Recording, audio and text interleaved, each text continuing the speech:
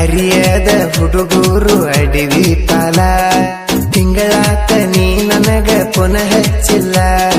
ಅರ್ಧ ರಾತ್ರಿಗೆ ಎದ್ದ ಕುಂತನ ಕಣ್ಣ ಮುಚ್ಚಿಲ್ಲ ಚಿಟ್ಟಿ ಚೀಟಿ ಮಳಿಯಾಗ ನಾ ಶಾಲ ಹಚ್ಚಿಲ್ಲ ಕುರಿಯಾಕ ತಂದ ಬುತ್ತಿ ನಾ ಬಿಚ್ಚಿಲ್ಲ